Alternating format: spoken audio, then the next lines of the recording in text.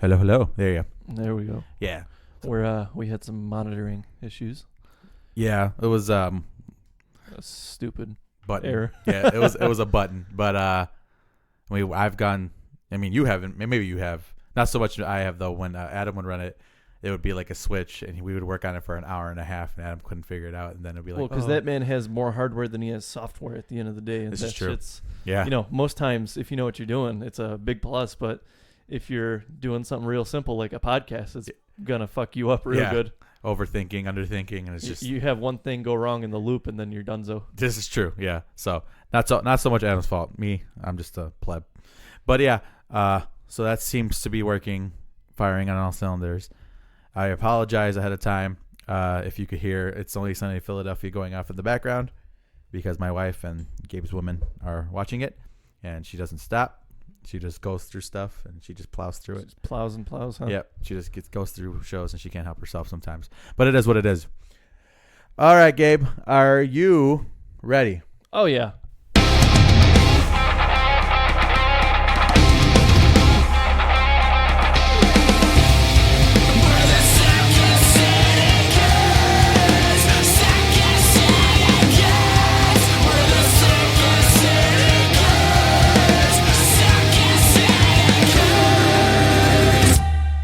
What is going on, guys? Welcome to the Second City Kids Podcast, episode number 127. 1, 2, and a 7. Yeah, we are back on a hot day on the south side of Chicago, Illinois.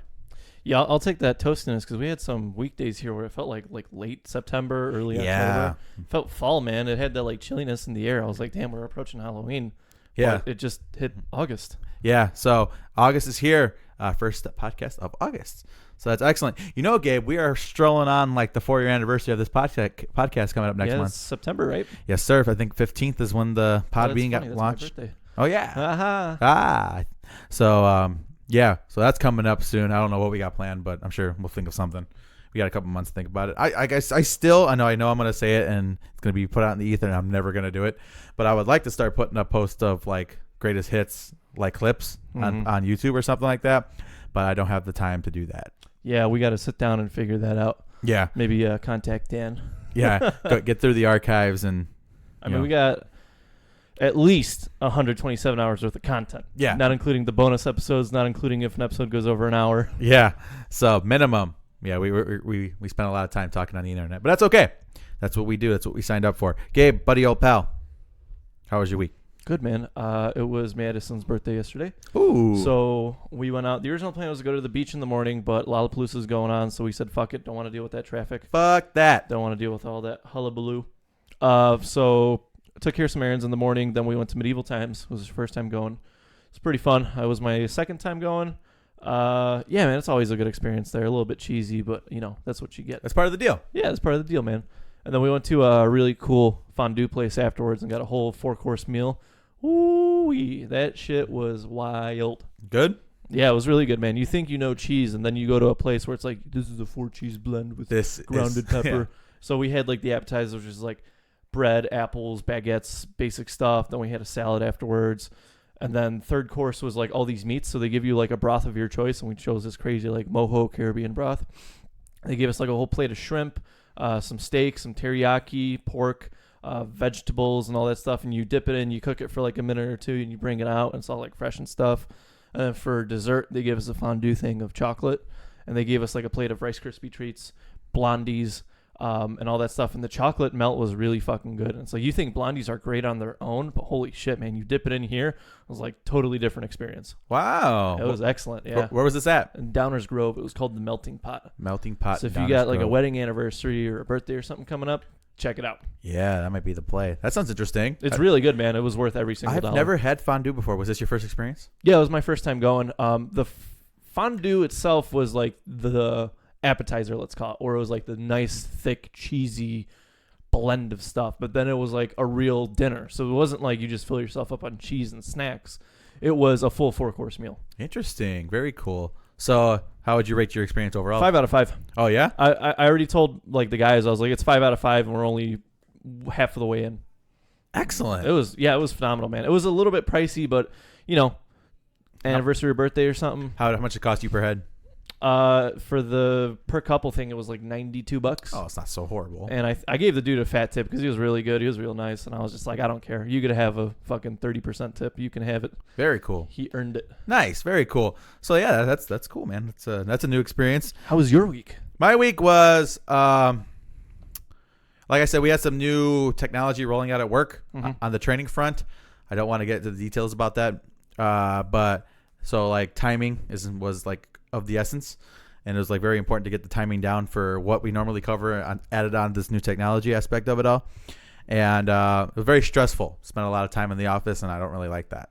Yeah, new things are always very stressful. Yeah, and troubleshooting and making sure everything works, and having somebody from corporate come down, look over it, and then we're gonna have like a whole team of corporate come down this week to like double check to finally get, because now we're past all the kinks now, theoretically. Did I ever tell you when a corporate came down when we were both working at UPS? No. And they had a manager training session, and they came around to our areas and stuff. Oh, okay. And I think we had Josie, or it was like the tail end of the Josie era at that time. And he was like, salt them. Like, if you don't know what a salt is, it's like you throw a package that doesn't belong in the trailer and see if they catch it. Yeah. And so, I had one of those managers that was like, yeah, man, I know my shit, blah, blah, blah. I've been with this company for like 15 years. Nobody can flex on me. And so, I threw a package in there that didn't belong, and he didn't catch it. And so look at me, a guy that's been there for 2 years, catching a dude that's been there for 15 years, pulling down his walls and being like, what is this? Yeah. So, I kind of took him down a couple notches, and that's good. Worked out in my favor because he was international, so I'd never have to see him again. Nice. But I was like, yeah, man, you come on my area, you make sure you're working my way. Yeah, correctly. Way. I agree. I just thought it was super funny. My favorite experience from that scenario, that circumstance, because like you said, they would regularly have new full timers come in and like check out the building and have some presentations or whatever it may be. Yeah, in the Josie era, where how they had the sensor across on the belt on the secondaries. Yeah. So if you cross the sensor, it would shut the belt off because they're fearing that people might fall into the belt and go for a ride. Well, the belt, I think it was maybe 18D1, kept on going down. I'm like, what the fuck? Why does it keep going down? They keep on calling it out. I'm on the 18D2 side, so normally I'm not really stressing about it, but why? I'm like, he's not taking any flow. What the fuck's going on? So I went up there, and one of the guys was up there with his leg. My word. On a diverter.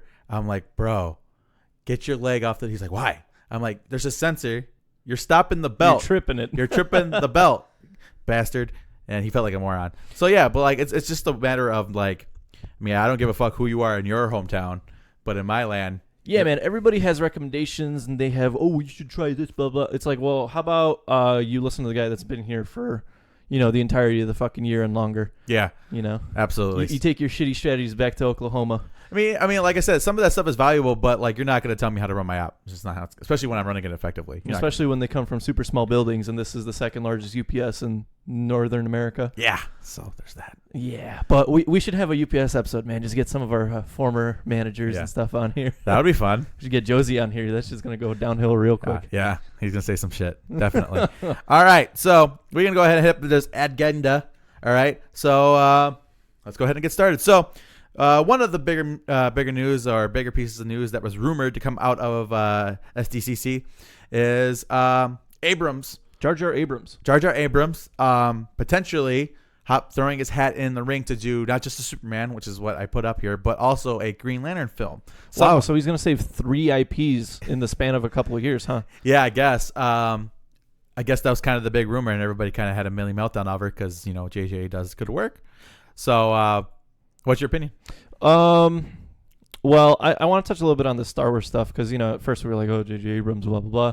But now we're kind of like, yes, please bring J.J. Abrams back. Right. We're not going to dive into that talk because, that's a December chat for this year. For sure. But I think he does quality work, man. He did some good stuff on Star Trek, and Superman's been in its dying throes, unfortunately, for the past decade, if we're being honest here. Superman just hasn't been appealing to most comic viewers. You know what I'm saying? Yes, sir. I think the best Superman thing to come out in the past 10 years was that Kill Bill speech, where it's like, I can't remember his name, Bill was like saying like, yeah, well, when Superman puts on the disguise, he's not Superman, he's Clark Kent. Yeah. His real persona is Superman. Yeah. That's probably the best thing we've gotten out of Superman in the past decade, maybe longer. Yeah, and I think that's sad that you don't even want to debate that. Yeah. Yeah. So I'm not gonna even talk I think about he's going to do it justice. I think he's going to do Green Lantern even more justice because Superman, you still had a following. Yeah. But the last Green Lantern shit has been kind of bad. To be fair, kind of hitting off what you hit off as far as me debating it. I'm the wrong person to debate that. I mean, you're pro Superman. You're You're more pro than I am. That's probably true. But You know what I'm saying? But like, yeah, Superman is just not appealing anymore. Yeah. He used to be the go-to guy. He used to be your superhero. Well, the problem with that, and this is like a philosophy thing on Superman, while we do kind of understand his kind of deeper issues with like how the world works and ultimately he's afraid to be alone, we can understand that, but we can't relate to any problem that Superman may have because he is super. Well, here's the thing. Even at the end of the day, looking past all this stuff, like, some writers took some creative liberties and they did write him a proper good backstory with some really good villains, actually, right? Yeah. At the end of the day, there's nothing wrong with vanilla ice cream, but it's still vanilla ice cream. Mm-hmm. It's a good backup to get when you don't know what you want, but why would you take that when you got something like Butter Pecan, when you got Cookie Monster, when you got Toffee? You have all these crazy, nice, fun flavors of ice cream that just tickle your fancies some more, when vanilla, at the end of the day, should just be your fallback. It should be your baseline. You're safe. Yeah, you're safe. This is true. I don't know, man. I think that's the issue. Yeah, I agree. It's kind of hard to make Superman relatable, and that's kind of part of the whole problem. But I think if anybody could kind of bring this back and bring it all around, I think Abrams is the guy. Him or Tarantino. Well, Abrams definitely could bring it all around and make us put Superman back in the good graces of all comic book nerds and or movie people. Same thing with Green Lantern. Can we get Brightest Day, Blackest Night already? Yeah. Even if it's animated? I would really like to just get a Green Lantern movie under the belt that isn't complete trash.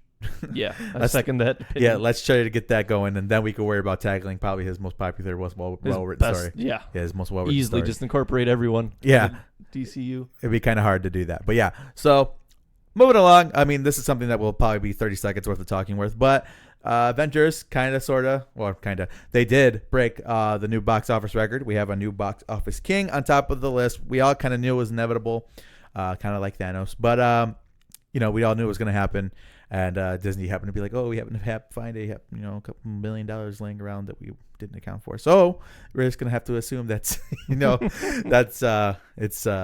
related. We all kind of saw this one coming. Yeah, it's big news. Congrats to the Russo brothers and all the actors and actresses that partook in Avengers End Game. Yeah, I think it was a rightful thing to happen. It's not like it's just total left field movie that took the world by storm, and no, this was 10 years in the making. Yeah, definitely. And I'm curious to see what James Cameron and Avatar 2 clap back with. Yeah, you would think you can't. I get why Cameron would be I don't want to say upset, but like kind of disappointed that his reign of terror is over on that front. He has more movies on that list than Disney does. Yeah, so they may have number 1, but he has 2 3. What was 3? Titanic, yeah. So he has 2, 3, and some. Jesus Christ, there I go. Cameron is winning the number game. Yeah, absolutely. Out of sheer quantity on there. Yeah, and that's what I'm saying. Like, he'll be fine. He had a great run though. What was it? 10 years? Or just about 10 years. Yeah. 10 years. 2009, 2008, maybe. Yeah, sounds about right. Yeah. So 10 years. I mean, I still stand by my point that the first Avatar movie is the movie you put on when you get a brand new fancy ass TV. Yep. Nothing can really beat that out. Yeah. Because, Endgame can serve the same purpose, but tonally it's a very different movie and a very different approach. This is something you'd want to watch as opposed to something that's running on a demo at Best Buy. Well, that's what I'm saying. Like when you think Avatar, outside of the fact that it was a fun movie, I enjoyed it, but it was more of the technical marvel and what they accomplished that was the big talking point of that. And like you said, it's like perfect demo for your new TV, or like you see it in all of like the TV commercials or the Blu-ray commercials that, hey, this is always the video that they show because Avatar is. I think if you buy a 4K TV, like a nice one, this movie should just be bundled in with it. Yeah, I think that'd be a phenomenal promotion. It's like, hey, buy this $20,000. Well, they're coming out with 8K TVs now. Yeah, we're at that point. It's like, get a free copy of Avatar in 8K. Yeah, it'd be like the Wii Sports of TVs. What TV other giveaways. standards? It was when PlayStation had that promotion for Battlefront. You buy a PlayStation, you get Battlefront. Yeah, there's that. There's definitely that. So. Congratulations to the Avengers guys. Phenomenal work. They've done a great job. Obviously, we knew it was coming, especially with the re-release that they did, where they were kind of like last grasp because they really, really wanted it. Disney really wanted that. So they got it. So that's excellent. But Cool. yes. Yeah, I'm curious to see how long. Will it be another 10 years? Will it be longer? Will it be less? We'll see. Because we do have Avatar 2 kind of creeping around the corner. Nothing big out of it yet. Yeah. But I'm sure with this, Cameron's going to be like, let's fucking move. Yeah, he's like, we gotta move some product here now, guys. Which I'm sure it'll be in the list. It'll definitely be in talking. I don't know if it'll break it so quickly, but I guess we'll have to wait and see because it is what it is. So good stuff. You put this one on here, and I was surprised because we got some more Gears talk later. But run me through what's happening. So apparently they want to make a Gears of War movie. Now, I've mentioned this previously in another podcast in the past that I was never a Halo guy. Mm-hmm. Halo was never the game that made me want to get an Xbox. It was always Gears of War. Yeah. Always. I don't know why. Just the style, it appeals to me. You'd love it, man. It's such a good story, too. Yeah, I'm sure. So, would you see the cast list? Yeah, I saw people who are potentially cast as the role. Quote unquote, they're rumors at the moment because I saw the list as well. You did? Yeah. So I think the two ones being Dave Bautista as Dom, and Terry Crews as Coltrane. Yeah, those are the two names, the big names that I saw. Do you know anybody else offhand? No, not off the top of my head. But here's my issue. I think Dave Bautista would make a great Dom. I think he'd make an even better Marcus, the main character. He fucking looks like Marcus, for fuck's sake. Put a do-rag on him and give him a Lancer, and it's game over. Also, the other contender, the voice actor that does Cole, he looks like fucking Cole. So if you can't get Terry Crews, just get the voice actor. Yeah, right. But those two casting choices are really good. I'd love to see a Gears movie. Gears... Man, I fell in love with that series when I got my 360. That was like, I think maybe the second game I got right after Assassin's Creed. Yeah. And it was like, wow, it just absorbs you into it. It's not crazy in depth, at least what the first couple of games presented, but it presented in such a manner where it was totally believable. Everything made sense in context of the world. The characters were grossly likable. The enemies were just fucking hideous, and it felt so righteous sawing them up with your machine gun chainsaw thing. Yeah, you know? Definitely. I will say this. This is kind of maybe harping on why maybe it appealed to me. One of the best TV spot video game trailers of all time was the Mad World. Gears 2? Yeah, it was the Mad World where he was running through kind of like his world. Yep. And they had the Mad Shooting World. at him. Yeah, that was ridiculous. The Mad World song, and at the end there was the big fucking creature, and it was just like, well, Gears of War 2 or whatever. Yeah, that was phenomenal. Microsoft does their marketing properly, at least for the bigger IPs. Absolutely. So, I think it's going to be interesting. I think Gears would be a good property to translate into film. I think it could be a good one. I wonder how far they'll go with the violence. I'm kind of looking forward to that. See what happens if Gears is pretty well known for its violence. Yeah, if it comes into fruition, I kind of want to see how that works out. But I'm down for this, and I support this because I think Gears would be a good property to put into film format. Good copy. Talk to me about I Heart Predator. So, so we bought the Predator collection last week, and then after the podcast, it's been a long time since I've seen Predator 2. All right, so we turned it on. And I just wanted to discuss just the fucking madness that was Predator 2. Because, Predator 1, pretty over the top, right? Mm-hmm. Pretty ham-fisted. You can't lie.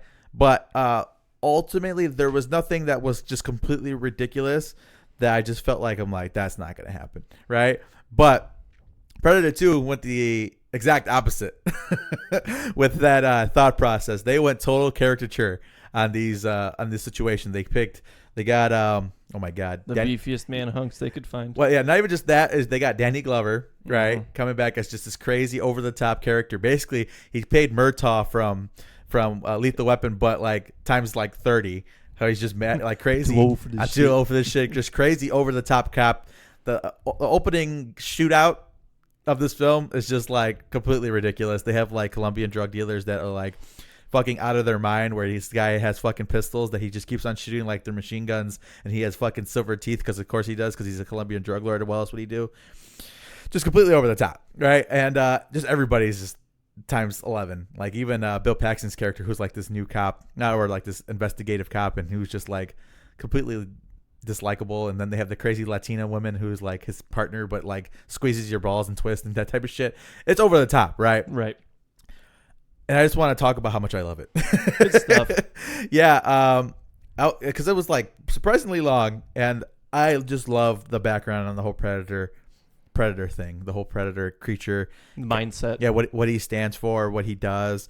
Like how old Predator are kind of like worshipped and almost to a certain extent because they've made it this far without getting killed, and all the hunts that they've taken along the way, and kind of just the honor code that they have, because they do have one. They definitely have an honor code. Yeah, we spoke a little bit about that when we did our Alien versus Predator review. Yeah, and I just dig it, man. It's fun. I just wanted to hype it up a little bit more because I love it. Because like I said, we got the collection now. We watched one, and one's awesome. It's probably one of the best action films of all time, probably one of them.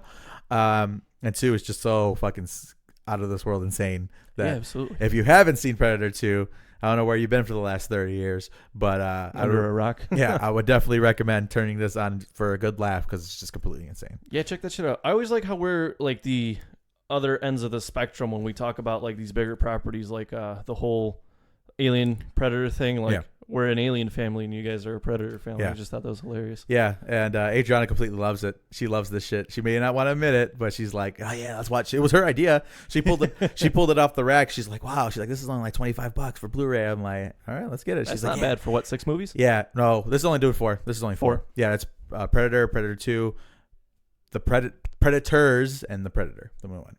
So it's good stuff though. Good shit. Absolutely.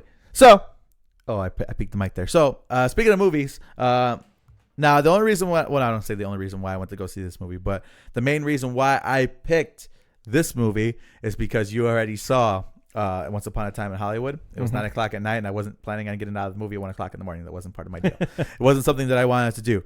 But you already saw it, and I'm like, you know what? This would be a good podcast conversation because at least I would have something new to talk about. Sure. So I saw Spider-Man Far From Home. And how excellent was it? It was very, very good. It was super good. It takes up right where End Game left off.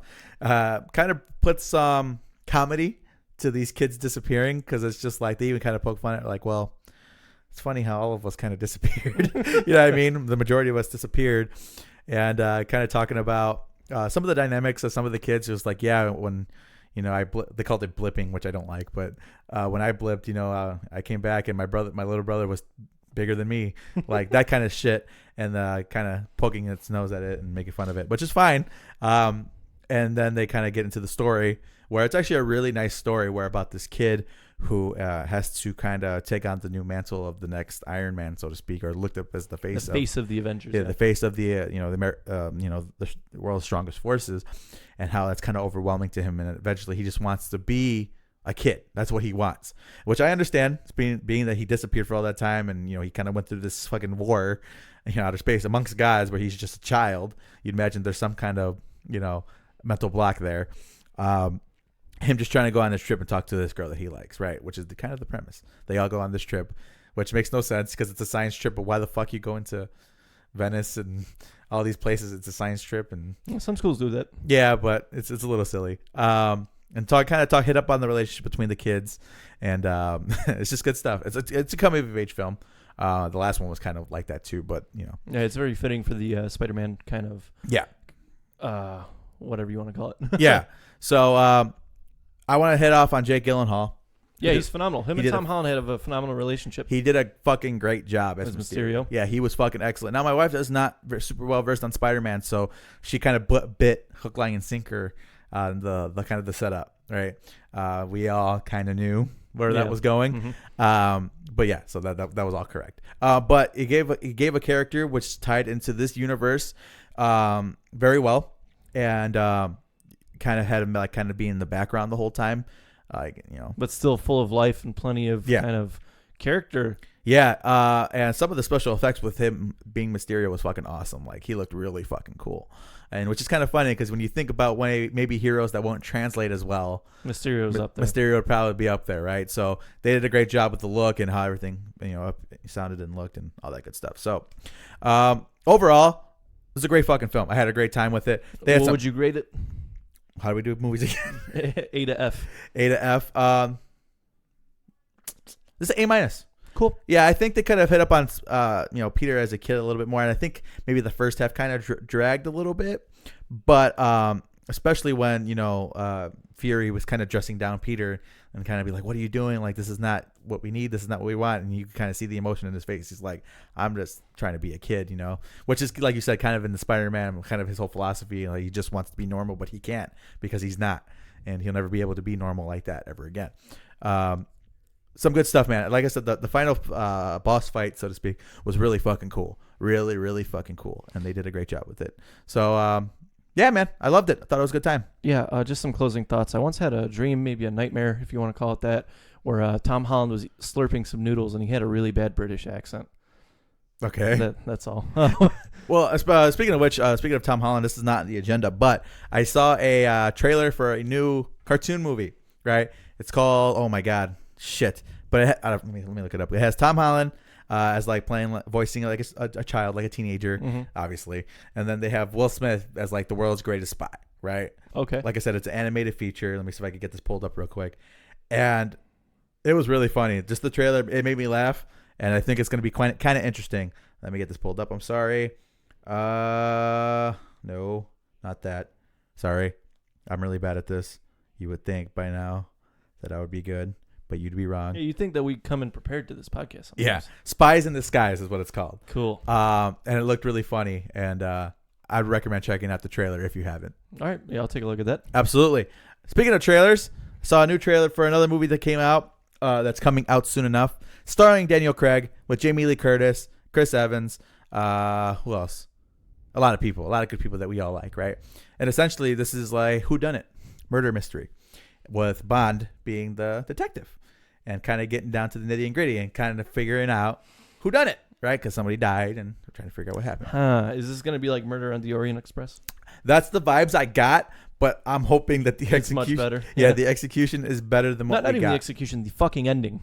Yeah, this is true. Yeah, the ending would probably be the key there. But the reason why I brought it up is because Daniel Craig has. Have you ever heard Daniel Craig attempt a Southern accent before? No. Is it bad? Is it good? It's interesting. It doesn't even sound like hilarious? Him. It sounds like they took him and overdubbed him with somebody else's voice. Does it sound like what Keith Buckley should sound like? Based on yes. Yeah. Yes. So but like I said, it's called Knives Out. Uh-huh. I would recommend checking out this trailer as well because I was super intrigued and I'm all over it. All right. Good. So that was movies, TV, and books. Excellent. Cool. Let's talk some gaming. So we got a Fortnite wiener here. Yeah. So I guess, the big news that came out and ESPN covered it. And, every single time ESPN covers anything esports related, there's always like, oh, my God, it's not a fucking sport. Well, the dude made $3 million as a winner of a Fortnite tournament. I guess the biggest Fortnite tournament ever to take place. And talk all the shit you want. He's $3 million richer than you are. Absolutely. And I just kind of wanted to talk about your opinion on esports and how it's kind of grown. Because I remember when you probably remember this too, coming up with Call of Duty started to hit, the mainstream. I remember when Halo 2 first started cranking out like those crazy big tournaments with what's his face from Under Oath. Grant. Yeah. Grant. I mean, I remember when that was a big deal, and that was the first time that gaming. Well, I don't want to say first time. The first kind of experience in my eyes where gaming had this crazy uproar of all these people in the community that wanted to strive and do better, and there was a genuine kind of prize at the end instead of like gratification. Yeah. And this thing has kind of taken out a life of its own, obviously, over time with the MLG thing. These big ass tournaments that these companies with big time sponsors now all part of. It's good stuff, man. Like even because Evo's going on right now, Mortal Kombat and all that. But Roadrunner Records is a sponsor for Evo for Mortal Kombat. Think about that. That makes sense. Yeah, that makes perfect sense. Yeah, it's obviously it's a hand in hand marriage. It's like the most perfect thing in the world. If Roadrunner is sponsoring MK and Evo, that means Rise Records has to sponsor Smash and Evo. Not quite. But there's no Smash, right? There's no Smash this year. Oh no, there is. I'm not too well versed in that. Yeah, I'm gonna have to try to watch some games because started to watch some clips and of course they're over the top and it's amazing. But yeah. So, man, esports is really kind of took it on a life of its own. My girlfriend refuses to acknowledge it as a real sport. It's like, well, you don't say whatever you want, but people make a living off this. Yes, a good chunk of change. And like I think like our significant others, especially not just like women, but like the people we're with at the moment just didn't grow up around all that, and they don't understand that a lot of muscle memory goes into this, a lot of strategy, and then all this extra crap sprinkled in if you're playing a more complex game. Well, my wife is like, "What the fuck, Jacob? What are you doing? Like, fucking go win some money or something." That's my wife's philosophy on it. But I'm like, how am I supposed to do that when I got you and the baby constantly pounding at my door? Yeah, how about you go to work? Yeah, you take care of the baby, and I'll sit home and practice. Absolutely, right? So there's that. But so yeah, that's just something I wanted to talk about because that's a lot of money. Yeah, $3 million is a lot of moolah. Yeah. So let's talk some crossplay. So you talked about Gears of War earlier in the day. I did. My one buddy was like, "Hey man, you should pick up Gears of War 4 because it's like $10." And I was like, "Well, I told myself I'm not buying another game until I finish Breath of the Wild." So he got it for me. I was like, "Cool, thank you very much." And here's the cool thing that kind of happened, and we kind of preluded to this in some of the prior podcasts. Myself and my one friend were playing on PC, and the third buddy was playing on the Xbox One. And we all just kind of hopped on the Discord chat. The one guy on his phone, the other two on our PCs. And we played, and it was a phenomenal fucking experience. The only real issue, I wouldn't even call it a real issue, it was just a very subtle thing, is when you load into the lobby, who has a PC because they load in like instantly, and you got to wait like a couple seconds for the Xbox guys to load in. But it was fucking phenomenal. There was no like real lag there. It was buttery smooth, and I just thought it was super fun. I was like, we're here. We are here at what gaming should be in 2019. Finally. It was fucking awesome. And I haven't touched a Gears game in a while, and just hopping back into it felt so fucking good, man. Very cool. I think there's very few shotguns as satisfying as the Gnasher yep. in Gears of War. There's very few as more iconic than the fucking Gnasher. Can you think of a more iconic shotgun than a Gnasher? The Model 1887s. This is true. Akimbo. Yeah, this is true. But when you really sit down and think about it, what else you got? Yeah. There's very few. Absolutely. But yeah, man, it just felt great. And like I said, you wouldn't even have noticed that it was crossplay if you didn't know beforehand. You know what I'm saying? Absolutely. So that was super fun, and I'm looking forward to playing some more. We're probably going to plow through the campaign as a squad. Why are you so loud, Gabe? What the hell? Why am I so loud? I don't know. Maybe just have a fucking booming voice. Because look where you are compared to where I am. Yeah. That's strange. That's never like that normal either. He's gonna turn me down. Just a little bit, just a smidge. Fuck the sound guy on this podcast. Just a smidge. Hold on. So in addition to that, we got a trailer this week for our buddies from NetherRealm Studio. Yes, we did. Now this is something that I've been looking forward to because I've been really curious about how the execution of this was going to look like and sound like and all that. So Nightwolf trailer drop. Have you seen this? Yeah, I looked at it briefly. What do you think of the outfit? Because I know you're kind of anal on the outfit. I like it. I like the outfit. It doesn't seem so cartoonish to me. Yeah. So I am with that for sure. It looks real good. He sounds real cool too. His voice is like, whoa. Yeah, that voice actor did a great job. Yeah, it's like, whoa, that guy is really impressive. Gameplay wise, looks like fun. He looks like he's going to be taking some cues. Yeah, playing with his tools a little bit. He's he has the fucking tomahawk, which he's kind of iconic with the whole Nightwolf thing. He's got a little bit of a bow and arrow action going on. Looks like he got some buffs too with the the wolf and the bear thing. It looks good. Looks real good. I'm looking forward to get my hands on him in the couple weeks because I think it comes out the 13th of August for the combat cast or the combat pack holders, which is I am one of them. So I'm looking forward to get my hands on him. I like the fatality. Fatality was pretty fucking sick. Which hopefully he starts using some more thunder abilities. I'm when we talked about Nightwolf and how he should be up and coming DLC, I think my biggest complaint was that Nightwolf just doesn't do anything interesting and hasn't done anything interesting for the past 10 years, 15 years maybe. And so what I liked that they did was that they took him and they didn't give him a new kit essentially.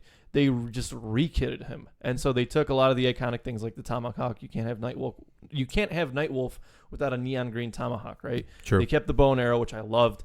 And they added on top of that. They layered it and they mixed it up. And like you said, we see a lot more utility in this version of Nighthawk, which I love. Nightwolf. I think they did. But what am I saying? Nightwolf, yeah. And I think they, at least on a surface level from what we saw in the trailer, looks really good. Yeah. And I think they kind of made him interesting again, which is what we're seeing a lot of happen to some of these characters that have been burnt out since MK3, MK4. Yeah, absolutely. So yeah, I'm looking forward to him. I think it's going to be good. I think it's going to be a lot of fun. Yeah, it's going to be excelente. All right, so let's talk about Call of Duty innovations. Have you seen any more gameplay from this? I saw the gameplay thing that dropped this week. Mm-hmm. It looks fun. Yeah. You got any concerns? The way you said that. Well, Activision as a whole is my concern. This is true. That's true. Oh, and well, yeah. So, let me cover this because I didn't actually slap it on the agenda. Now that I'm looking at it, so Crash Team Racing is an Activision title, and it dropped.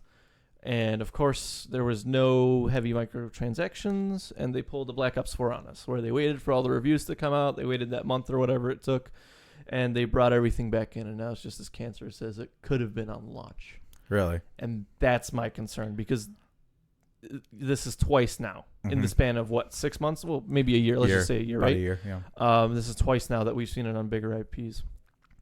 Interesting. And that's my concern with Activision. The game looks good. Yeah. I like the way it's taken. I love the sound design. The sound design is so fucking good. So good. These guns look like they're so beautifully satisfying to just press the trigger on. Yeah. And I don't think we've got something like that since, I'd say, Call of Duty 4. Yeah. Because, the other ones had the multiplayer and stuff, but nothing felt so good as to just let a Beret 50 cal shot go off and let it ring through backlot. Yeah. Right? For sure. Yeah, absolutely. So I want to talk about some of the things that they have brought to the table, which I find most interesting.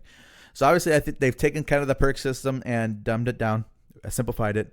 All right, no complaints there. Which is fine. Yeah, because I think there was a time where people would be able to have like 8, 9 perks on them, and it was kind of overkill. And they even I think 6 was what you maxed out at. Yeah, because the pick 10 system was kind of wild. Yeah, and then there was the specialist package in Modern Warfare 3, which if you had got enough kills, you could have all the perks available to you at the same time where you're using all of them, which was interesting to me. But then, like I said, they kind of dumbed it down a little bit, which I'm okay with, because where they really truly innovated is with the gunsmith thing. All right, so basically every gun has about 80 to 90 attachments based on the class. I think maybe SMGs has like 60, and obviously pistols have like 20 or something like that. A lot more than the 10 yeah. we normally get? Yeah, so every gun you could kind of customize it to your own ability, like some people said. You could change the caliber on the weapon. The magazine fills less, but it hits harder, or whatever it may be, right? So a lot of give and take on that front, and that's what I'm looking forward to, because I think this is going to be kind of interesting. I think they said that you could take the AK-47, trim off the barrel, and have it play more like the 74U did back in the day. A little bit more wild? Yeah, a little bit more wild, but, faster, quicker aim down sight kind of a situation. It looks good. I'm looking forward to this. Which is, when's the last time we were able to say, hey, Gunsmith looks like a lot of fun. My only kind of concern is that how much time did they spend on Q&A on it, or not Q&A, QA, quality assurance? Because I promise you, within a week of the game launching, we'll find it. Somebody's going to find the one that's stupidly broken, and then they're going to have to go and fix it, which is fine. That's part of the life cycle. Yeah. I'm just kind of curious as to if it's going to be like maybe 1 or 2 kind of combinations of things that's going to be stupid broken, or if we're going to find a combination for every gun and then some. Yeah, I don't know. I guess we have to wait and see on that front. But to me, I'm looking forward to that. I'm kind of looking forward to kind of taking these weapons and doing our own thing with them, making every weapon feel a little bit different. It's to your liking. Yeah, it's a big thing here. To your own liking. They brought back the FAMAS, which is like my weapon of choice in every single shooter that has ever existed. FAMAS is excellent. Yep. And then obviously all the new other weapons, the M6 and all that. It's just I'm looking forward to this stuff. I think what it's else gonna did look you good. see that you liked? The Juggernaut. Well, the fact that Juggernaut's a what's the word I'm looking for? He was the bad motherfucking Modern Warfare 3, right? Yeah, no, I'm saying, but like it's a kill streak. It's a kill streak. Yeah, it's a kill streak. I'm looking forward to that. I think it's gonna be cool. Now, there was one thing that I saw that apparently a lot of people are complaining about, which is the game does not default with a minimap. So it's a kill streak to get your minimap up. It's called the personal radar, and it kind of looks like your own personal UAV. And then they have the normal UAV, which works how it has worked previously. But there is no minimap on your HUD. Love it. You like it? Yeah, because it'll force you to really learn the maps. Yeah. Because, the Call of Duty maps have all been the same design since COD 4. That's another thing. They were 2 or 3 lane, wrap around. Your standard Smite map, except it's not a fucking MOBA. It's an FPS. Yeah. And it may work on a MOBA, but it does not work every single time without a hitch in an FPS. Yeah. And I think this is a good thing, because it's going to force you to really pay attention and be like, okay, well, the way I went last time has this red shack here, so maybe let's explore a little bit further, maybe let's wrap around the other way. And so you kind of slowly piece together everything. Yeah. And minimap is a kill streak. That's fucking phenomenal. They don't get rid of it completely, which I think would have been a massive mistake. But the fact that you have a map and a radar all at once is beautiful. Yeah. And I think that's going to really push the boundaries of what the initial phases of this Call of Duty is going to look like. It's going to be a lot of learning, and it's going to be like Siege, where you know the first couple of weeks you got people that don't know what the fuck they're doing, and then as it goes on with time, you're going to have this map knowledge, and you're going to have all this stuff floating around. And I think it's going to be a good quality of life change. Okay, interesting. I've seen people take the exact opposite approach to what you said, because obviously a lot of people who have been playing Call of Duty for an extended period of time are very reliant on how the map and how it works, right? You know, if you fire, we should be able to see you on the map or whatever, right? I wasn't so harsh on it. I think it's something that it's a feel thing. I think I would have to get my hands on it and kind of navigate the maps in order to kind of decide whether it's something that I need or something like that. But you hit up on the mats, and like you said previously, in the majority of the Call of Duties, we have these 3 lanes, and maybe there's areas to cross throughout, right? The only thing that changes is the aesthetic and the weather, man. Yeah, that's been thrown out the window. So the developers have said we've made a conscientious choice to kind of toss it out the window. We are going to build maps to be slightly unbalanced, is what they said. You know, so that if there's going to be areas in the map that have a clear advantage. Yeah, if you hold a choke point and, you know, and you got somebody watching a window or something like that, you'll be fine and you'll be safe and sound. What they said, what they want from that is to kind of have that personal challenge thing that you have in your head when you're going through these things where you're like, well, I'm going to take that and I'm going to be damned if I don't. So you're going to keep going and try to take over a position of power on the map, which is kind of the way it should be, right? Because that's how war works. Yeah, that's how war would work. You know, I need this vantage point to win, so I'm going to go and take that vantage point. Yeah. I'm interested in that as well, because like you said, it's very easy. It's either it's built like you said, 3 lanes. It's built like a triangle where this middle point is at the top of the thing or whatever it may be, right? So I'm looking forward to it. I'm just kind of, like I said, a lot of people are kind of freaking out about the whole minimap thing. Well, okay, if we go through the stages of a new Call of Duty game in multiplayer as you learn, yeah, you may rely on that minimap for your first prestige, let's say, but once you get in there, once you get comfy, you know where the hotspots are.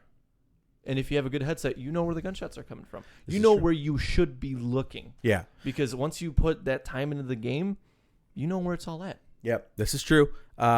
Yeah, so that's like the main thing that people are complaining about. But like you said, eventually you're going to learn that anyways. And I mean, think about it. When do you actually rely on the mini-map aside from when you're calling it a kill streak or a score streak, right? And aside from it being way too quiet and your kind of first beginning stages.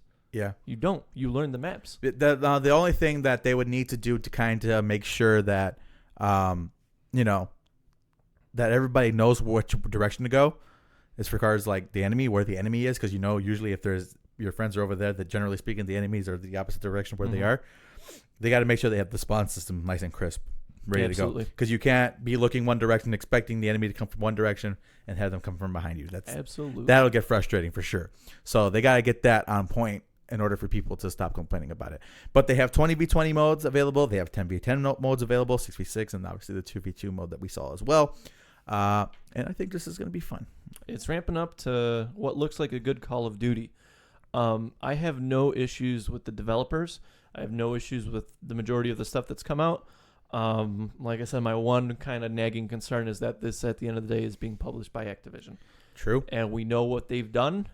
And it'd be real unfortunate if we had all this talent, love, and work go into a new Call of Duty game that looks like the breath of fresh air that we've needed for the past 10 years be saundered and squatted by the publisher. Yeah, absolutely. So I guess we'll have to watch very closely on the behavior of Activision. No pre-orders. Yeah, no pre-orders. Yeah, no pre-orders. Gabe's rule. All right, cool. Let's talk about this next one. So I don't know if you saw this, but this week Ninja signed with Mixer. So he will be exclusively streaming on Mixer. I have no idea how much money Microsoft paid him. Probably a very large chunk of change. A very large chunk of change. Yeah. So I put this on here because I thought it was interesting. Now, if you've been keeping up with the Twitch community and kind of the drama behind all the streamers and stuff, the Twitch moderators have been very lenient on a streamer by the name of Alinity, and she's gotten away with a lot of stuff, like throwing her cat, feeding her cat alcohol, blah, blah, blah, this and that, trying to copy strike people like PewDiePie. She's pretty rotten. Anyway, and she's kind of drums up drama wherever she goes. The rumors are going around that she's, you know, doing some extra favors for one of the Twitch moderators, whatever it may be. Not going to dive into that. because frankly, I don't give a shit about all that. Yep. But what I do think is important is that we see a competitor for the Twitch marketplace. And we've seen competition is good. I think it's very good. Because when you get stagnant and you get kind of comfy with your position, like Intel did a couple years ago, like, hey, man, we're at the top. We're just going to make very, very small improvements to our processors and sell them for the same or more, right? And then, boom, AMD Ryzen came out of nowhere and took them by storm, and now they're fucking, it's just constant striving to make your product or your platform better. Yeah. And I think that's what we need because, for your casual Twitch viewers like yourself or myself, we follow the guys that we know and love, like Vigil from The Ghost Inside and, our favorite streamers down the line. We follow those guys because we like their content, we like their playing style, whatever it may be.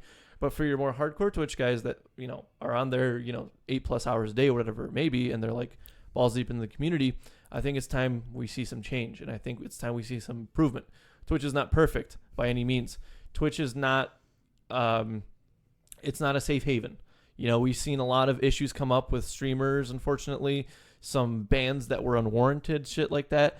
And so I think it's good that now we have a guy like Ninja, who's arguably the face of video game streaming, hot platforms. Yeah. And I think that's a very good thing. Yeah, it's a big signing, definitely. I'm looking forward to this too because I remember when Twitch was just in TV. Remember that? Yeah, absolutely. And now it's kind of became like this new thing. And YouTube tried to throw their hat in there. It didn't really work, and YouTube is good at many things, but maybe being also terrible at many things. Yeah, maybe being a streaming platform isn't one of them. I don't know if you noticed, but when you came on the TV, came in here, I was actually headed up because I was looking at it. I'm like, let's see. That's kind of cool. Competition is good, like you said. And who knows who else will hop over eventually. Yeah, I'm hoping, especially a guy like that who, like I said, the face of video game streaming at the moment. Yeah, a guy like that who the audience is going to follow him. Like that's, there's no way. I think a lot of people who are like maybe mid-level to higher, very higher tier, are we kind of afraid to lose the audience because it's kind of built in with Twitch. But, that is what it is. Yeah. I think the next big competitor we need to see is a competitor for YouTube because their strike system and their banning system and their monetization system has been off whack. And a lot of my favorite YouTubers have been hit with really unfortunate circumstances that are, if this was brought up in a court, they'd win. Yeah. But it's not always the situation, and I'm not going to get too much into that. But competition is good. We need to see this, and it's about damn time we saw one for Twitch. Absolutely. Because streaming, who doesn't stream now, right? This is true. So, I guess we'll have to see how that pays out moving forward. But I'm going to keep my eye on it as well. Good stuff. I ran in a podcast game this week. Yeah. What is that? It's supposed to be Yet Ever. But, this is one of those things, one of my fleeting thoughts right before I dozed off. So I was like, I'm going to write this down because I'm not going to remember it in the morning. And so this started off with, you ever hop off a long shift and, drop a really rancid fart in your car and right before you hop on the highway on a 95-degree day and you immediately regret it because you Dutch oven yourself? I mean, yeah. You ever try to Dutch oven your significant other and get some casualties on your front as well? Yeah, absolutely. Last night, shit. Yeah. It's like a weekly occurrence in this house. Absolutely. Yeah, I just thought that was something I wanted to bring up. Okay. That's interesting. Okay. What else? Let me think. Kind of putting you on the spot here. Yeah, man. Because I'm like, what the fuck is that? Because for those who can't see, obviously you can't. And I'm not going to change this. This is going to stay on the agenda, so you will be able to see it at some point. It says "ta ever." Yeah, I misspelled that. Yeah, "ta ever" on the podcast notes. So I'm like, okay. You ever make a really smooth transition into music news and reviews?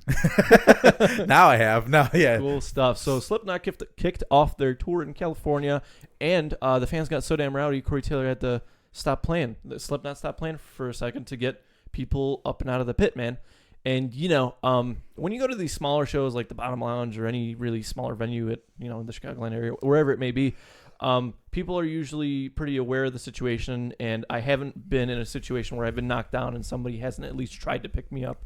Or the metalcore community is pretty good about that. But when you got an absolute shit show like a massive band like Slipknot, and you got thousands upon thousands of people trying to rush the barricade and it's swaying back and forth, there's just not that window of opportunity. Yeah. So I thought him stopping the show and making sure that those person or people got out alive is just a sign that Slipknot knows exactly what the fuck they're doing. Yes, sir. His words were, "Nobody's getting hurt at my show, not on my fucking watch." That's what he said over the microphone. So, yeah, man, Corey Taylor's the man. What can we say? Nothing, not breaking any new ground on that one.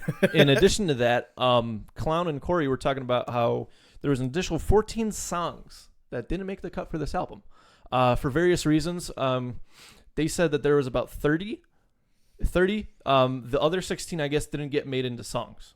And they just kind of scrapped those ideas before they started recording. But they have 14 quote-unquote demos or songs, recorded material. Seeds that didn't make the cut for this album. So I'm hoping maybe, Slipknot hasn't been camera shy when it comes to releasing like deluxe versions and B-sides and stuff like that. Yeah. So I'm hoping we get kind of what we got with All Hope Is Gone, where we get actual more songs. Yeah. And not like remixes or different versions of it. I want more songs. You know what was always cool to me? And I think Slipknot could totally do this because I'm sure they have songs in the vault for everything.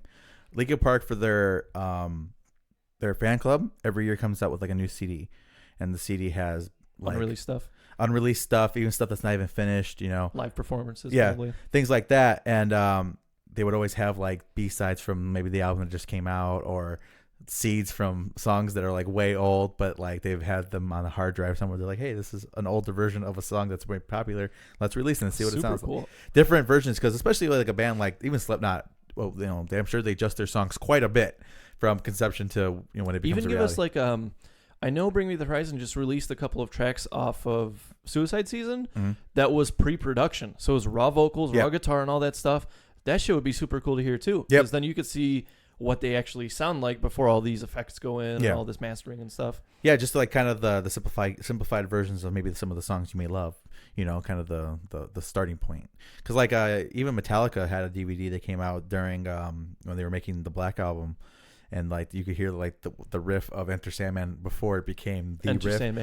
Before it became the riff, and it was like, wow, this is different. It doesn't sound exactly like it. You know what I mean? Well, I was gonna say even because I listened to the Chelsea Smile unproduced version. Yeah. And those guitars, man, are fucking crunchy. Yeah. They're nasty. And those Jordan Fish and the other guitars are fucking phenomenal. Mm-hmm. And I think that's just a testament, to see what it sounds like before all this shit goes into it. Absolutely.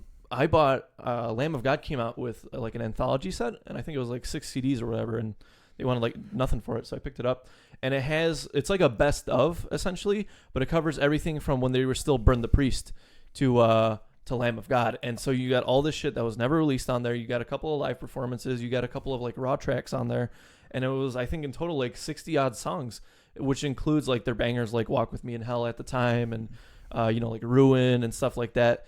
But it included all these goodies for the fans. And I think if anybody were to do it now, I think if Slipknot did one, nobody would be complaining like, oh, they're selling out. Yeah. It's like, no, these guys probably have hundreds of songs that we never heard that were just faint ideas that were blips in their minds, and I think it's perfect for them to kind of drop something like that. Absolutely. I think it's something, I'd definitely be interested in hearing some of those early concepts for a lot of songs that maybe don't exist anymore or whatever. But 14 didn't make the cut. I thought that was super interesting. Very cool. Because it's been, 4 years since the last Slipknot album, 2015-ish? Yeah, sounds about right, yeah. So 4 years. Jesus Christ. 30 songs, roughly 30 songs in 4 years. And they're Slipknot songs too, so they're going to be bangers. Absolutely. So, have you seen that? Have you listened to that? Bloodbather? I have not. No, I was kind of busy with the other 2 albums this week. Bloodbather Pressure. So this is an EP that came out last year, and you would need to check that out because that is right up your alley. Yeah, I'm gonna save that as we speak. Yeah, because you're a fan of kind of the MySpace core stuff. Now this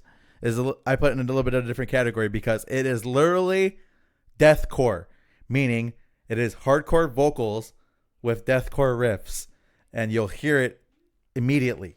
You know what I was thinking? One of these days when I was driving home from work, I was like, there's nothing that quite replicates that. Like, I don't know let's just call it MySpace deathcore at the moment, because I mean, that's where it was at, that 2008 to like 2011 deathcore vibe. Yeah. There's nothing quite like it nowadays, is there? Not really. No. Yeah. And you'd say I'd enjoy this because it's up that alley? It's more, like I said, it leans more towards the hardcore side of deathcore. So is it hardcore vocals or hardcore instrumentals? Hardcore vocals. Okay. With deathcore instrumentals? Yes. And you'll be all over it because, like I said, when you hear deathcore, you get like this thought process in your head of what it sounds like, and it's not necessarily death metal mixed with hardcore music. Where my thought process for deathcore is that the bassist tabs look something like Oceano's first letter in the name, and it's just this open. It's a joke. That was horrible. You should be ashamed of yourself for that one. Oh God. Yeah, I thought you were going somewhere else with that. Anyway, yeah. So it's literally deathcore in the literal sense. It is death and core music tied in together. Cool. So it's right up your alley, and I think you'd really enjoy it. I thought it was awesome. Now I have a problem. One issue: the songs are short, which I know is right up your alley too. But there's like maybe 7 or 8 songs on it, and they have a 14-second interlude, which just upsets me. I don't like that.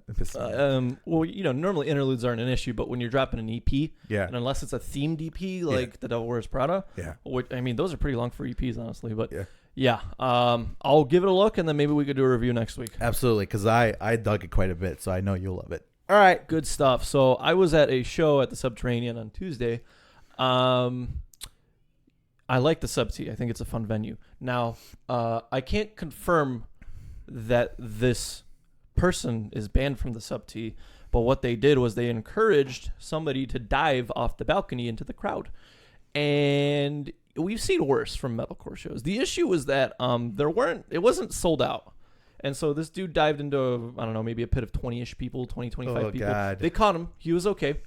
But security immediately took him by the collar, yanked him out. Whatever, it happens. But what I thought was really funny was that I told my buddy that I went with, I was like, hey man, this is a surefire way to never play at the Subterranean ever again. Yeah. But the whole time he was like, yeah man, if you dive off, we'll get you some free merch or whatever. And I was like, oh yeah, cool, awesome. And the dude dives off and they're like, yeah, we'll get him a sticker or something. And they take him out, and the next guy goes on, Lil Lotus, and he's like, hey, where's that dude that dove off? And everybody's like, dude, they kicked him out. And he's like, what? That's bullshit. And I was like, these guys are totally fucking clueless as to what's going on. Yeah, man, that security guy was on top of it all night. It'd be one thing for it to be packed like sardine cans and kind of have no place for him to kind of hurt himself from the fall. But it was not a sold-out show. If it's not a sold-out show, I'm telling you, I was towards the back because and I'm gonna turn this into a PSA as well. I'll get into that in a second. But yeah, man, maybe 30-ish people in that where he fell, and they caught him. He was okay. It's just a matter of take care of yourself. Now, speaking of taking care of yourself, I can't speak English today. Yep. For those of you older folks out there that like to get dirty and grimy in the pit, I've said it before, I'll say it again. I thought I was going to go deaf that Tuesday night. I was right next to one of the speakers, and I deadass had to step away for a second. So don't give yourself tinnitus, because it's a pain in the ass. And if you feel like you need to get plugs, by all means get plugs, because your hearing isn't something that you get back. Yeah. So thankfully I don't have it, but I shit you not, if I would have stood there in that spot all night, I would have been bleeding from my ear. Because the one dude said, hey, sound guy, turn my shit all the way up. And the sound guy said, all right, whatever. And the dude that came on after him peaked the mic like a motherfucker. Really bad. And yeah, if that's coming from me, a guy who couldn't hear a few days after we saw Vanna in 2016, if you hear me complaining, maybe take that a little bit more seriously. Absolutely. Because I'm not one to shy away from the pit. I'm not one to shy away from being up close. But if you feel like you're going to be injured, especially a hearing injury, back away, man. That's just not fun. Absolutely. We've all had that situation where we thought we burst our eardrum at a show. You're like, oh, fuck. No, but this was I was like, I'm seriously going to. Yeah. So I moved to the back by the bar, man. I was like, I can't. Okay. It wasn't even a fun, like, I can't hear shit. It was like, ow. But that's my kind of PSA story. It was a couple of rappers that we saw for their Lollapalooza after show. Oh. But yeah, man, just take care of yourselves out there and, keep your hearing, because you can't hear our album reviews for this next one. So Northlane Alien. So what do you think they put in the water in Australia? You think it's lead? Do you think it's just anger? Teen angst that eventually festers into emotional rage? Yeah, I guess. Do you think they just take all the good bits out of the MySpace era of core music, process that into like ones and zeros and just dump that into the water fountains? Play during the commercials of all the movies. They took like an armpit hair from the dude from where are you going? Go ahead. From Job for a Cowboy and Okay. just snipped that up and distilled it into whiskey and infused that into the water. And thus bands like Parkway Drive were born. Absolutely. And thus bands like Yeah. there's 100 fucking Yeah. like Alpha Wolf, like Yeah. Northlane, Yeah. Australia and Ohio, man. They got the same water supply here. You notice that? Yeah. There's man, like a I wanna- straight pipe from Australia to Yeah, Ohio. I want to know what that looks like and how much that costs. So let's talk about it. Cool. I gave it a listen. Okay. You gave it a listen. You're the one that told me to listen to it. I did.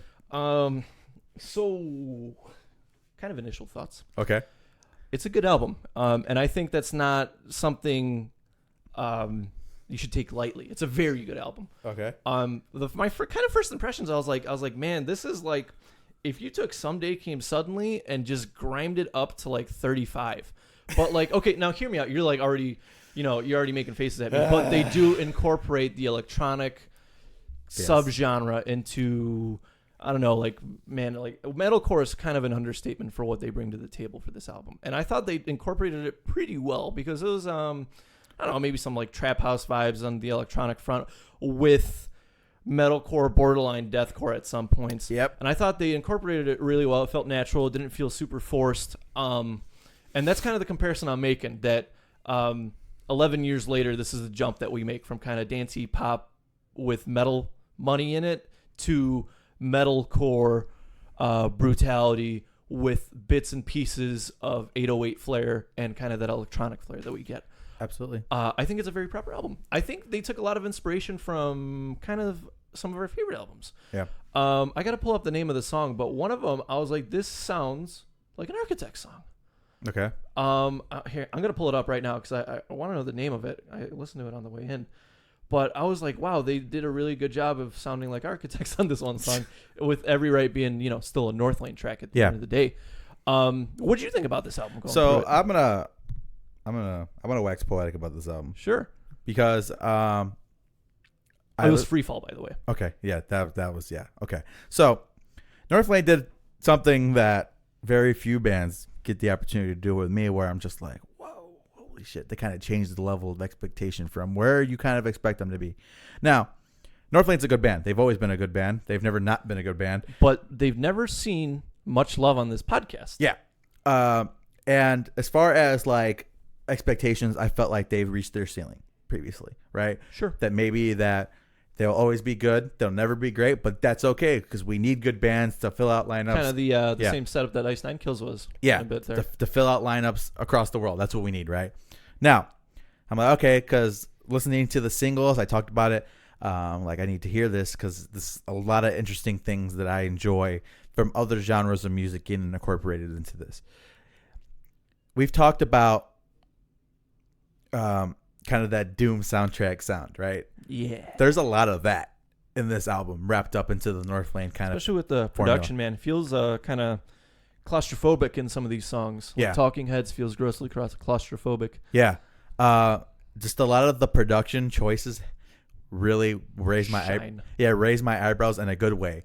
Where I'm just like, what the fuck is that? I'm like, wow, that was impressive. That was interesting. They took some interesting looks at the instrumentation of things that they had done in the past. They're like, okay, well, we're going to hit, but it's not going to be the guitars that hit. It's going to be this electronic kind of ambient noise that fucking hits in those moments.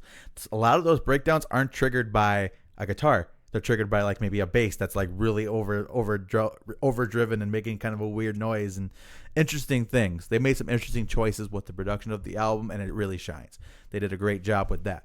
Lyrically, it's deep. It's good stuff. It's talking about, addiction, a father who's not, who's a piece of shit and didn't know how to love his kids or whatever it may be, right? And they kind of dive into that and give everything kind of a personality. Every song is a little bit different. I think even for our more favorite metalcore albums, there's some songs in there that are good. May not be bad songs. They're good songs. But ultimately, whether it was there, whether it was not, didn't make a difference, right? I don't feel like that with any particular track on this album. You feel like there's no filler or wasted space. Yeah. I feel like everything was put in there intentionally to tell the story that they wanted to tell. They have a borderline dance song on this album. Absolutely. I think it's called Eclipse or something like that, where it's borderline, like you said, 808s, and it kind of gets, gets a little dancey, a little weird, and I like that. Now, some people are gonna feel it's maybe a little schizophrenic, because they can't choose an identity. Maybe I wouldn't say that, Yeah. man. I think it keeps true to itself, but it does. This is an album that changes outfits throughout its run. Yeah. Throughout the 40 minutes, it can't make up its mind about what to wear. But at the end of the day, it's you. these outfits are still, in essence, short shorts and a baggy ass crew neck, which is the hardcore way of doing things. Yeah, that's funny.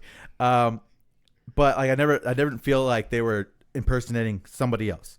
That they were trying to do this and that and the other thing. They were like, you know what? This is one vision, but this is different spectrums of exploration in the genre or in the. Don't say exploration. Yeah. You're gonna trigger me. Oh, I'm sorry.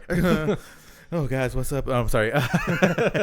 But this is different genres or different. Like I said, they're influences. Yeah. They're not copying. They're not imitating. They're clearly guys that are balls deep in this genre, like their fans are, and they said, "Hey, I kind of like what this band did here.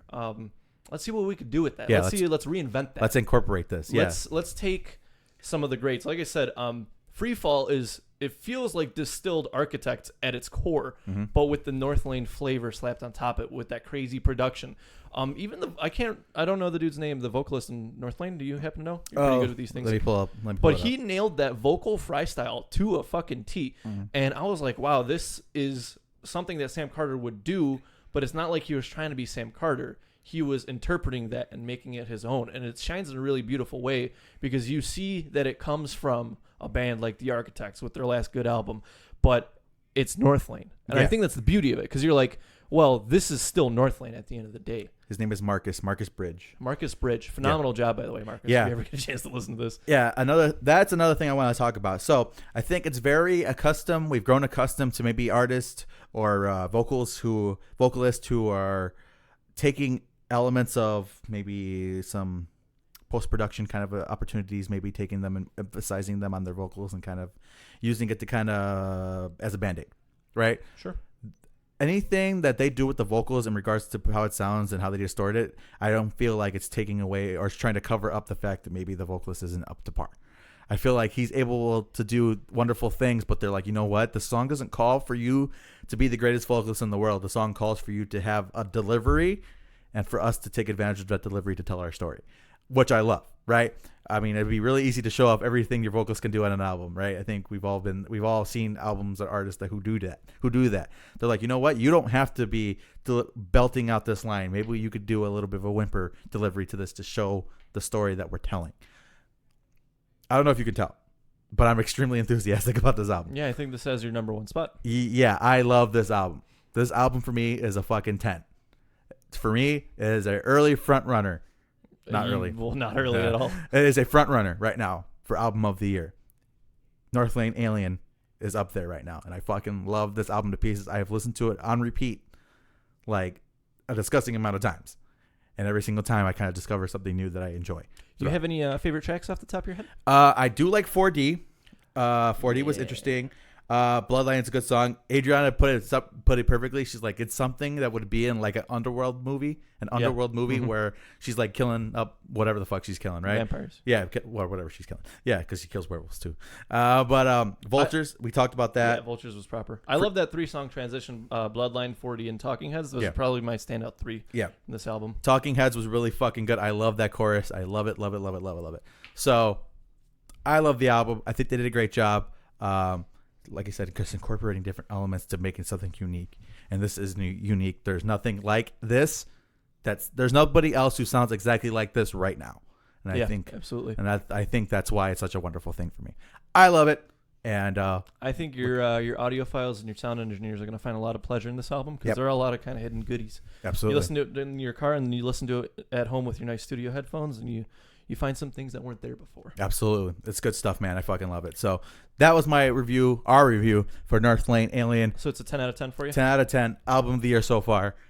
And I think it's going to be kind of hard to displace this. Good stuff. Now, in addition to Northlane, Bad Omens came out with an album on Friday. Yeah. Now, we're not going to do a review of it this week because you're right. I listened to Northlane, and I kind of didn't want to listen to Bad Omens. So I'm saying let's come back to it next week.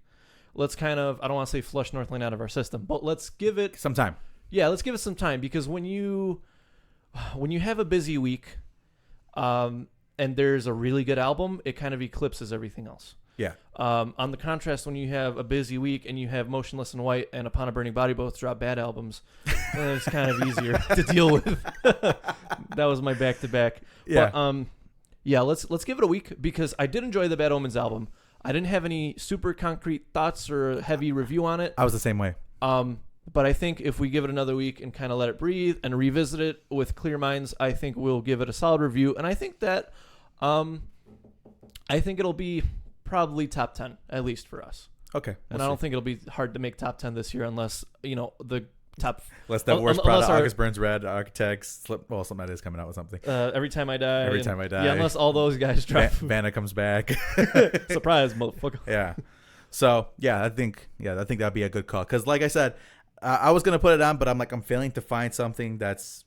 It's hard to force yourself to do a review if there's something you want to listen to. Yeah. Having to listen to something and wanting to listen to something are two very different things. Absolutely. And I think we should make that distinction. Yeah, absolutely. So, quick question. You going to see Northlane at the Bottom Lounge? I want to. I think it's a Saturday. Yeah, it's Saturday night. I think they're playing with Currents and Era. Yeah, that should be a good show. That's going to be nasty. I might have to go see that. I don't know. I know it's in a couple of weeks. Maybe. Oh, I'm sure it won't be that expensive. Yeah, maybe. I'm going to try to make that trip. We'll see. Love the Bottom Lounge. Absolutely. One of my favorite venue in the city. We're not going to get into that. All right. Speaking of albums or bands that I'm watching closely this year, Dayseeker came out with a new single, or released some album work, some merch, which we'll talk about in a second. But they released a song called Sleeptalk. Have you heard this? Yeah, it's really good. Yeah. Okay. Dayseeker, cool. Dayseeker. Where did you come from? Where did you go, Dayseeker? Yeah. I'm kind of curious because I don't think we really talked about them prior to last year's Warped Tour. It was kind of like leading up. I was like, oh, let's check out some of these bands. It's like, oh, Dayseeker's pretty good. We saw them live and we were like, wow, they're really good. Yeah. And they got snubbed at our Warped Tour, whatever. Different story, different time. And now they're kind of up and coming, man. Yes. It really feels like we're kind of right before they blow up. Yeah.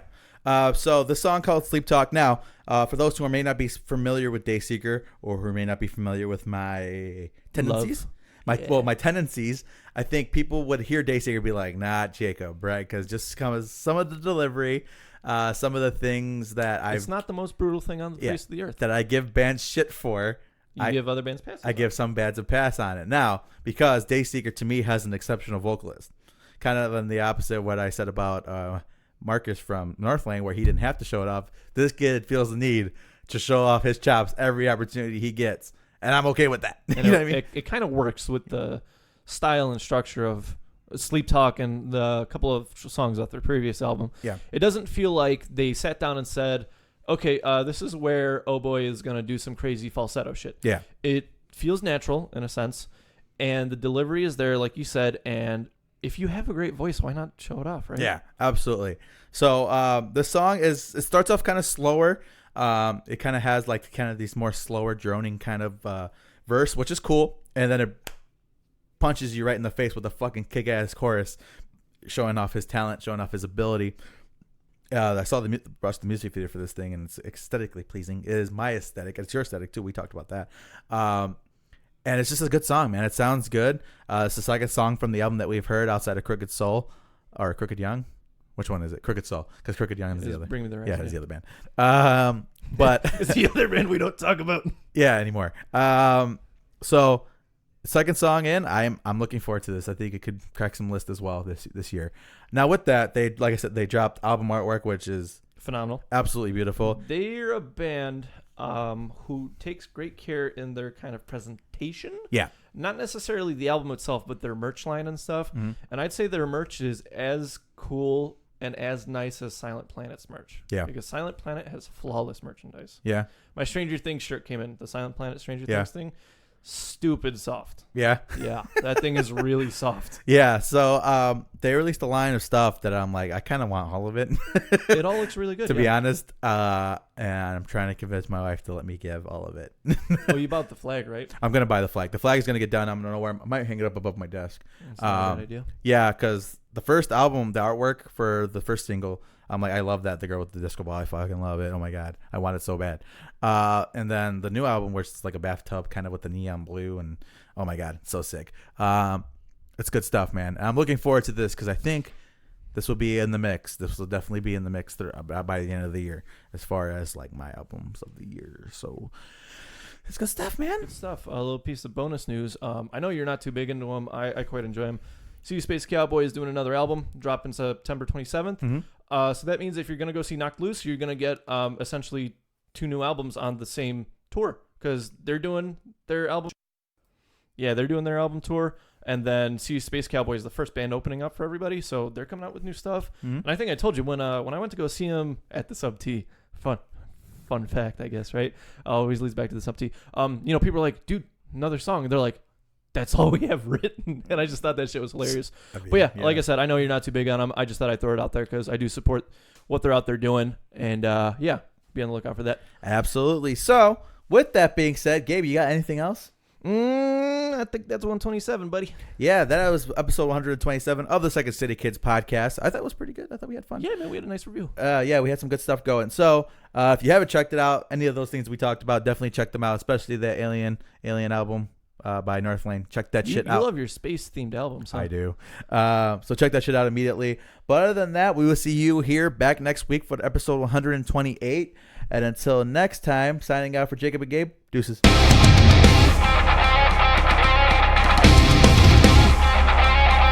Thank you guys for joining us this week on the Second City Kids podcast. You can like us on iTunes, Google, anywhere else podcasts are found. Any comments, questions, or concern, you can email us at secondcitykids@gmail.com. Until next week, folks, deuces.